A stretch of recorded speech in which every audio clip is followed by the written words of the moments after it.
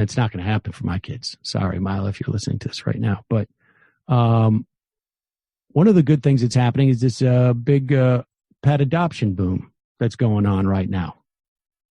Shelters are being cleared out, and people are getting dogs. They're getting, mutts, dogs they don't know much about. Well, Embark's breed and health test is the best way to get to know your dog, whether it's old or new for that matter. The thing about Embark is it teaches you not just about what your dog's breed is, who their cousins are, but it also, most importantly, tells you about the genetic risk factors that the dogs have for any type of proclivity or propensity to get any type of disease. Embark can identify over 250 breeds. It screens for 175 genetic health conditions. So over 50% of dogs are either at risk or a carrier of a genetic disease. Embark will help you learn their history. What do you do with that information? Well, you go to your vet, and your vet tells you this dog needs this kind of food. Or you tell your vet this, and your vet is looking out for different cancers or different diseases that they may not have known. They probably knew broadly what breeds are sensitive to these things, but they may not have known what breed your dog was. We have now been advertising for Embark for, over a year. And so we're starting to get feedback from listeners on this. I already told you a story about listener Aaron. They've got a dog, Gregor, who is Aaron's brother's best friend. And his brother has had socialization issues over the year, and Gregor, their dog, became a lifesaver for this kid, like a social lifesaver, as it were. And knowing Gregor's potential problems with his genetics in terms of feeding him, and just knowing stuff about Gregor has been a huge boon for that family. Kelly, she looked into Edie's genes. She tested clear for all 171 genetic health conditions they screened for, and she's not a carrier or risk for any of the genetic diseases they test. There's also a full clinical trial report. Great news. Most importantly, I can provide the report to her vet, which will provide so much information with Edie's health as she grows up. And then we got a tweet from Melancholy on the MRIM looking at all the cousins of her dog from Embark. It's nuts. Right now, Embark has an exclusive offer just for our listeners. You go to embarkvet.com now. Use the promo code majority. You save 15% off your dog, breed, and health kit. Visit embarkvet.com, embarkvet.com. Use the promo code majority, and you'll save 15% today.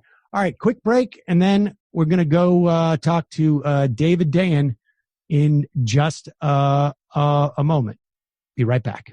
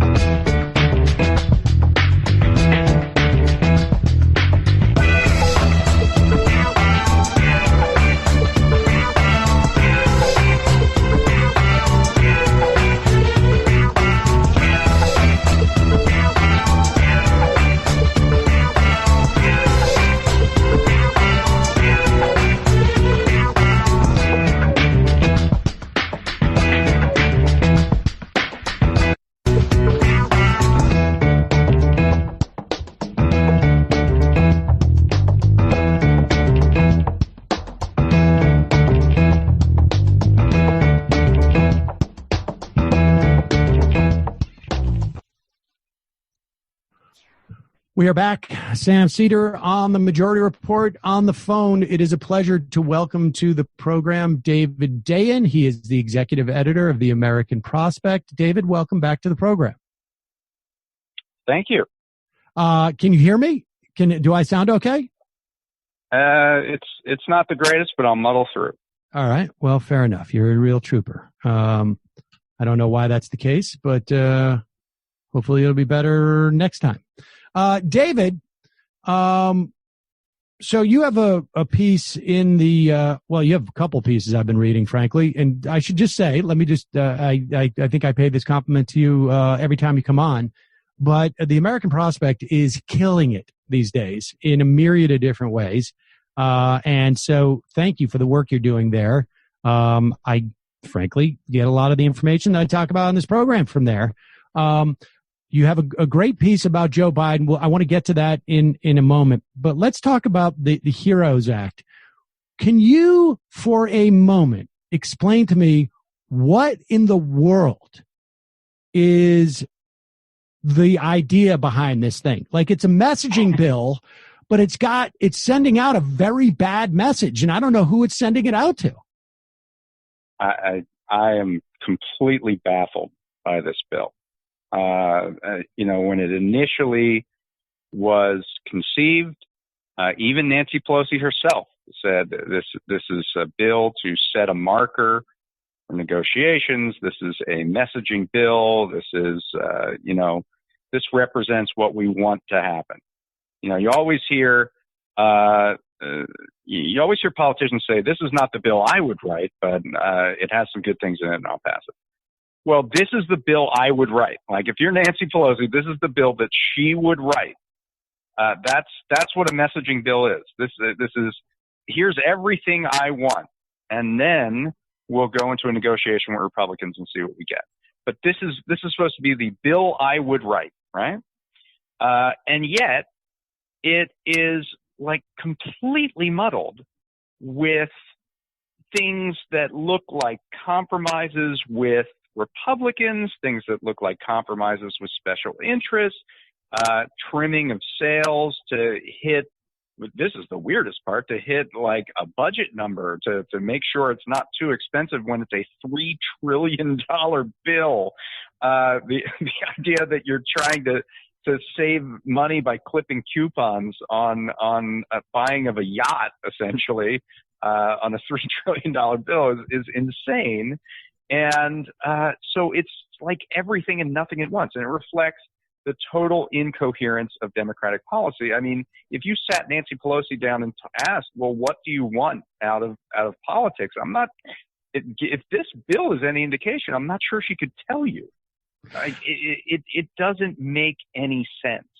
And that's why it has all this mixed messaging in it.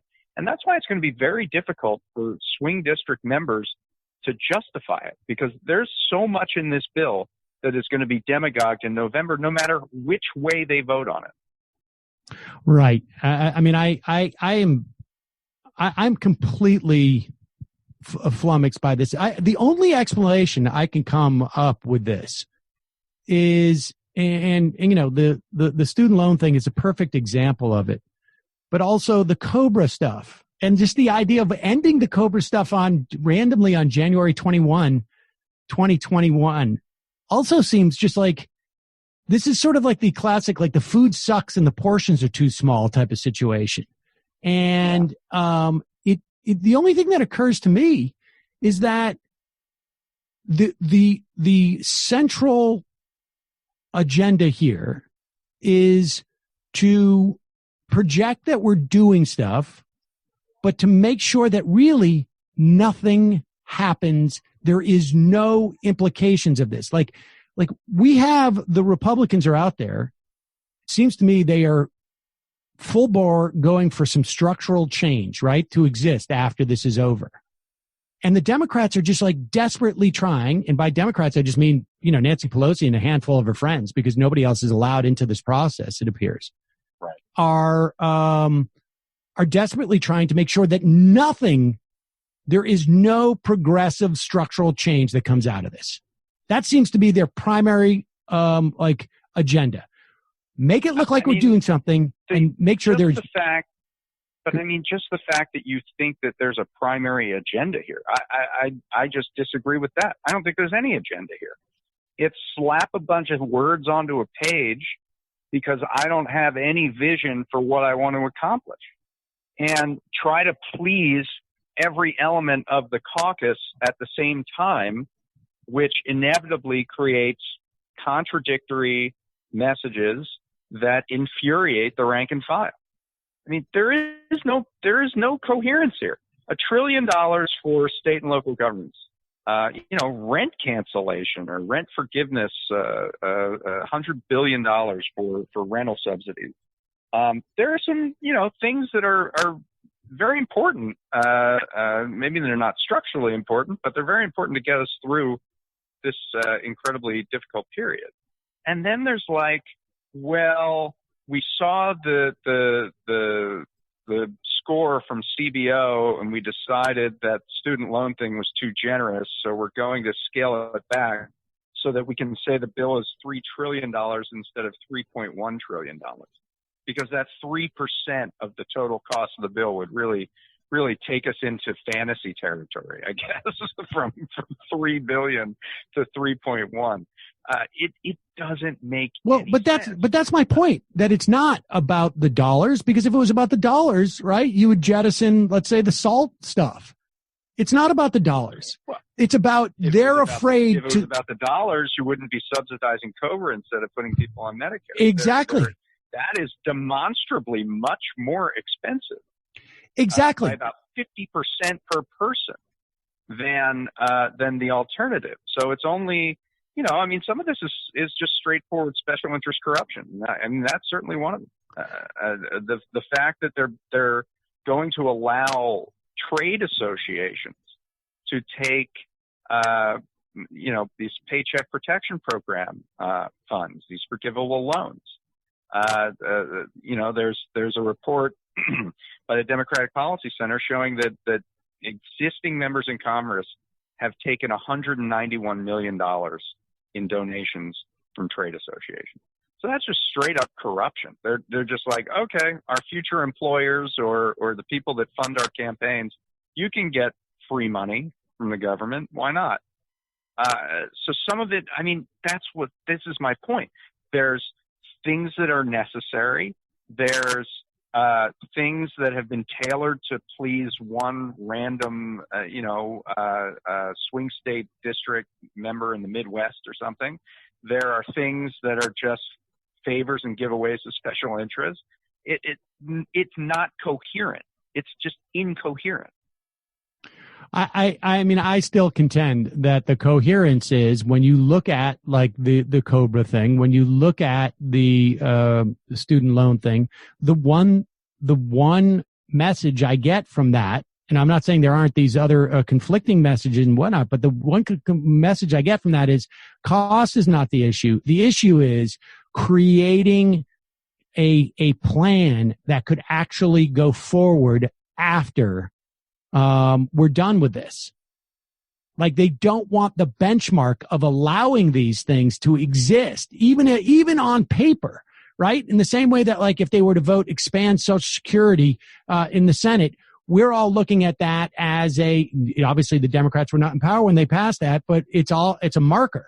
If they say in this bill, expanded Medicaid is better than publicly financing COBRA, then why isn't that the case a year from now? If they say loan forgiveness is doable under a pandemic, why isn't that the case a year from now? And I think that this is like just the one sort of guiding principle, to the extent that there is one, is just we got to make sure that there's nothing in here